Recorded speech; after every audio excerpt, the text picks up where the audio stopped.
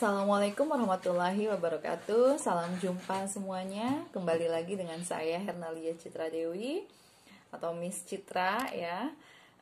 Di video kali ini kita akan membahas mengenai word classes atau part of speech ya.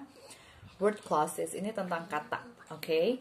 Jadi semua kata dalam bahasa Inggris masuk ke dalam kategori yang disebut sebagai word classes atau istilah lainnya adalah part of speech ya. Jadi part of speech itu sendiri terdiri dari 4 bagian. Yang pertama noun, kata benda.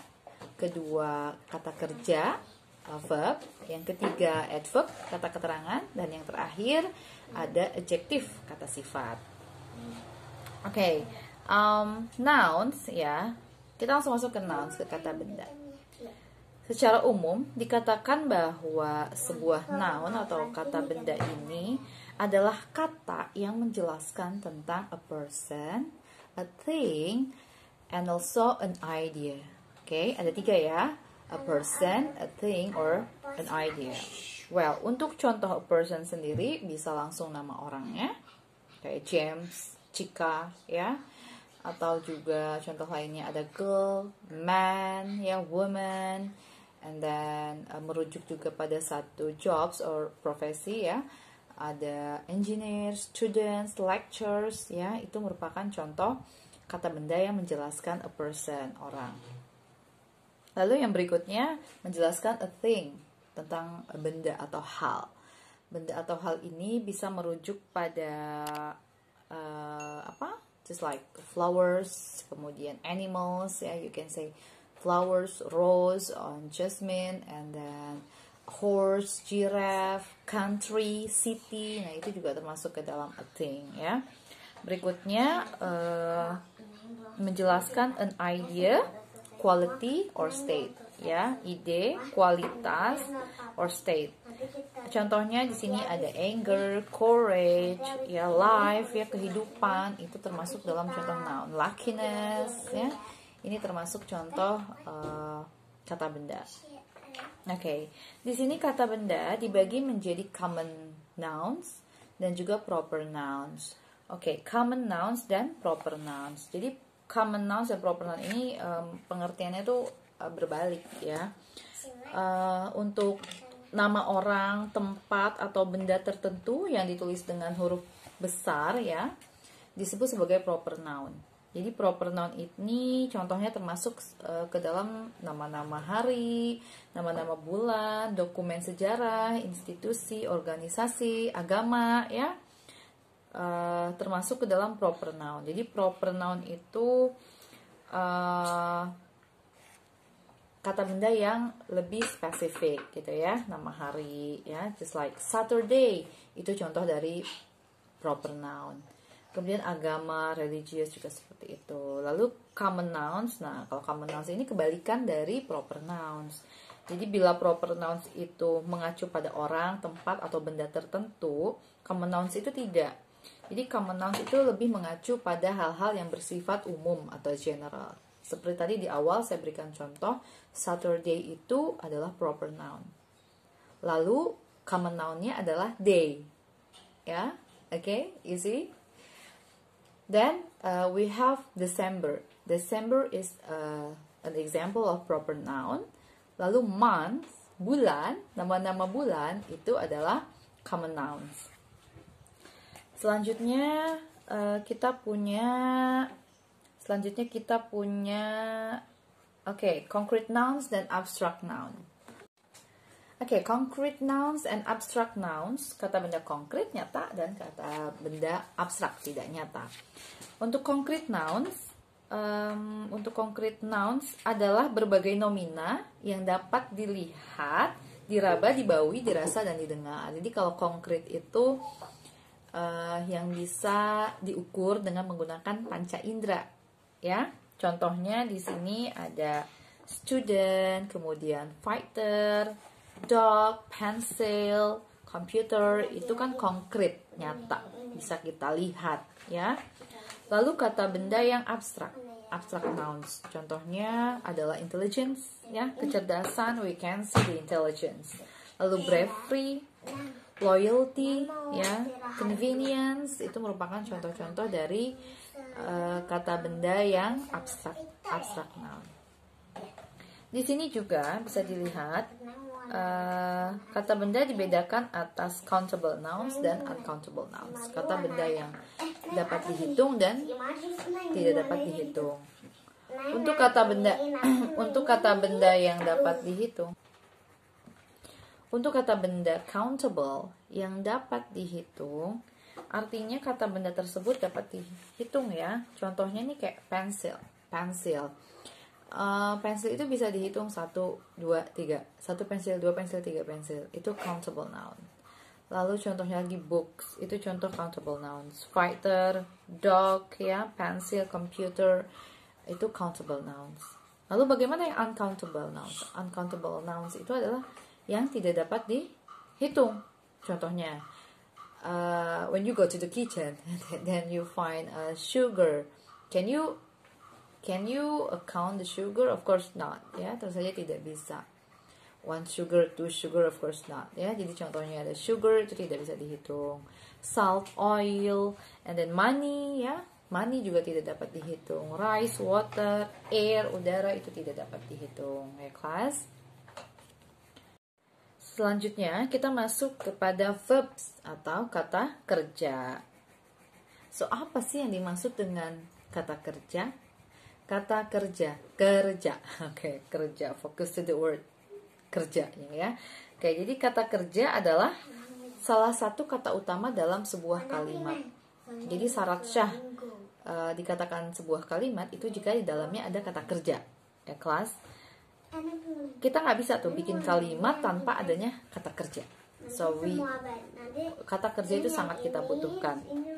Oke, kata kerja sendiri itu menandai suatu aksi, tindakan, kejadian, keadaan, atau kondisi yang dapat berbentuk aktivitas mental, fisik, dan keadaan atau kondisi. Ya, dilihat contohnya di sini ada, kita jelaskan 3 hal tadi ya. Contoh kata kerja fisik, physical verb, kata kerja mental verb, dan juga kata kerja keadaan atau kondisi, states of verb. Di sini ada contoh. Let's run to the corner and back. Let's run to the corner and back. Di sini kata kerjanya fisik, apa? Yaitu run, berlari, ya. It's physically. Okay? Contoh yang kedua, I hear the train coming. I hear, saya mendengar the train coming. Hear, ada aktivitas di situ, ya, aktivitas fisik dengan menggunakan telinga. Of course, it's a physical verb. Lalu dicontoh kata kerja mental. I know the answer. I know the answer. Itu mental. No, itu kan tidak. No, mengetahui itu tidak dapat kita ukur dengan menggunakan panca indera kita, ya. Jadi itu disebut sebagai mental verb, ya. I know her. I know the answer. Contoh yang kedua, she recognized me. She recognized me from across the room. Recognize, mengenali, itu juga contoh dari mental verb. Berikutnya ada kata kerja keadaan atau kondisi.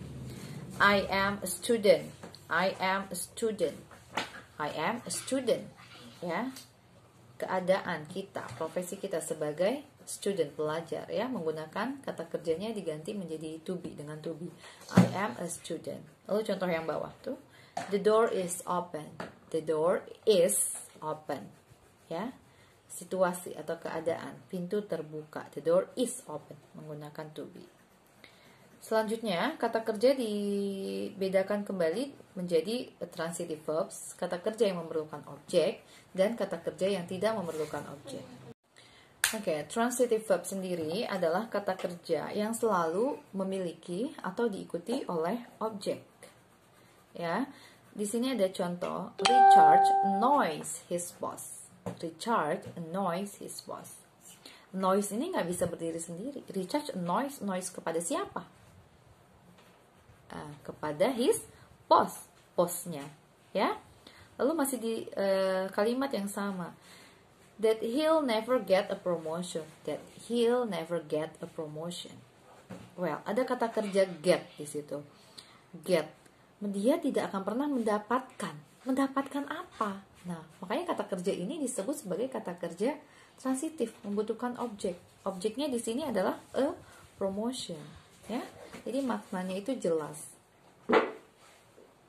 Lalu bagaimana dengan contoh kata kerja intransitif? Oke, di sini ada contoh-contohnya ya. Sebelumnya ada contoh-contoh kata kerja transitif.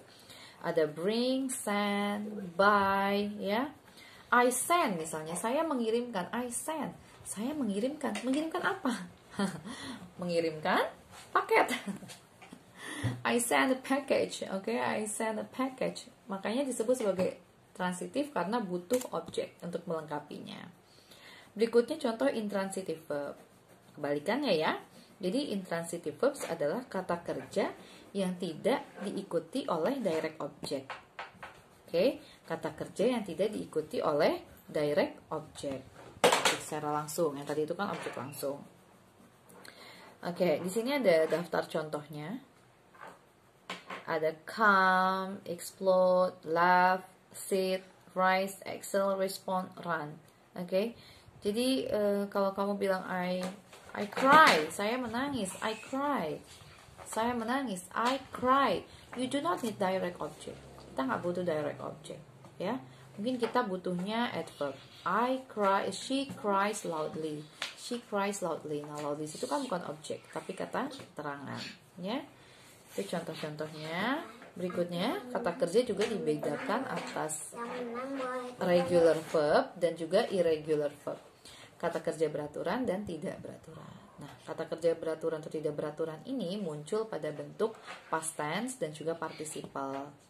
Dimana dalam bentuk past tense, lampau, untuk regular verb itu ditandai dengan ditandai dengan ini diikuti oleh akhiran ada ed ya, ed.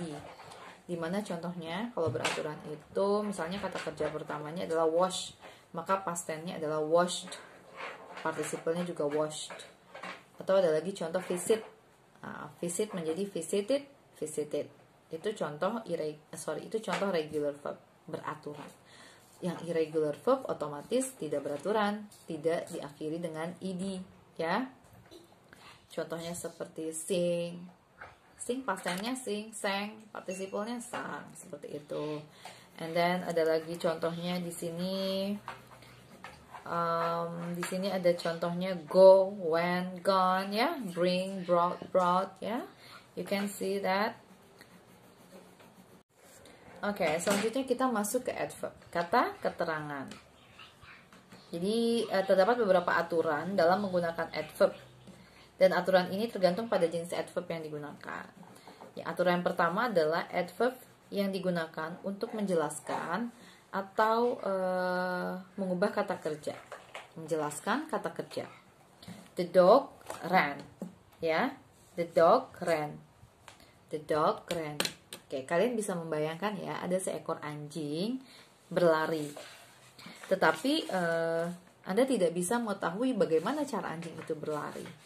Bagaimana anjingnya berlari ya? Lambatkah, cepatkah, atau bagaimana? Ya, di situ kita bisa menambahkan adverb kata keterangan untuk memperjelas keadaan dari kata kerjanya. Kalian bisa menambahkan the dog ran, ya, the dog ran excitedly. Dog ran excitedly. Di sini kata excitedly itu kan dapat menjelaskan bagaimana si anjing itu berlari. Ternyata si anjing itu berlarinya excitedly.